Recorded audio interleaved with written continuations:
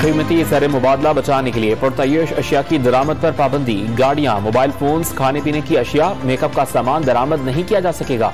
हुकूमत को सालाना $6 अरब की बचत की उम्मीद। किफायत शुआरी पर सख्ती से अमल करेंगे। माली तौर पर खुशहाल लोग पहल करें।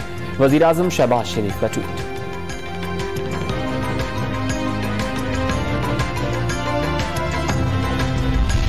इमरान खान का इंतखाबात की तारीख मिलने तक इस्लामाबाद से ना जाने का ऐलान। इंपोर्टेड हुकूमत किसी सूरत कबूल नहीं। इस्लामाबाद में नौजवानों से खिताब। इस्लामाबाद मार्च के लिए तैयार रहने की हिदायत।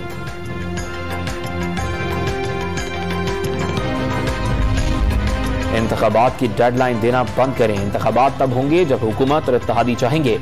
वफाकी वज़ीर इत्तलात मरियम औरंगज़ेब ने 126 दिन का धरना बगैर इस्तीफा खत्म होना याद दिला दिया। और हुकूमत का पहाड़ों पर आग लगाने वालों को सख्त सजा देने का ऐलान। एक टिकटॉकर ने आग लगाने को तफरीक के तौर पर लिया। टिकटॉकर खातून फरार और 2 अफराद जिस्मानी रिमांड पर हैं। वफाकी वज़ीर शहरी रहमान का आतिशज़दगी पर हेल्पलाइन कायम करने का ऐलान।